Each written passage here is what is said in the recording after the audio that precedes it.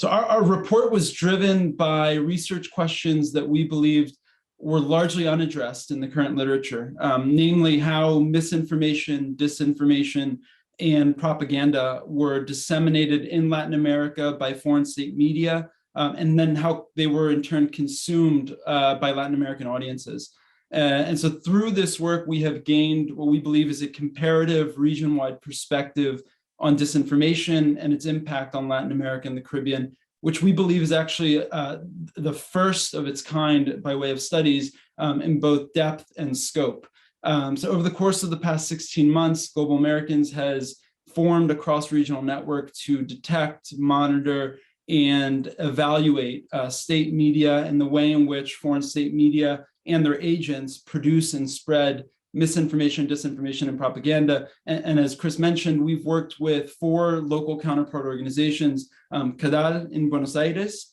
Medina Alasís in Caracas, Universidad de Rosario in Bogotá, and Tec de Monterrey in Monterrey, Mexico, to identify and report on traditional and social media agents engaged in disinformation, and then to monitor their efforts to influence civil society, the media, and policymakers in Latin America. And so we think through this study, we have covered to a great deal the extent, nature, and objectives of foreign state media, and the targets of those disinformation campaigns as they exist across population subgroups, including how information is spread wittingly and unwittingly across a number of topics of choice. And so I think getting quickly at a very high level, and I'm sure we'll have time to unpack this later on, to some of the findings. I think one of the essential findings of our work is that the engines of mis and disinformation, rather than creating social dysfunction out of nothing, actually reflect and amplify pre-existing social fault lines. And I think actually that's where misinformation's biggest impact lies in the realm of public policy.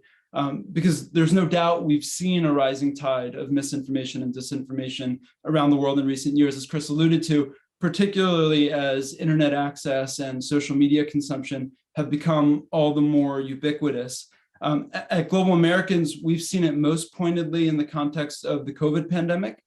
where the surge of misinformation really intensified in the initial stages around the widespread use of scientifically unproven and potentially lethal remedies. And then again, kind of at a second level, to fuel the race for an impact of vaccine diplomacy. And so the cost here, as we saw it, was real. It's measured and measurable and can be measured, at least in some cases,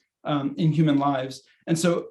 2 of the biggest culprits, if you will, in terms of what our study revealed, were China and Russia, and Chinese and Russian state media in particular.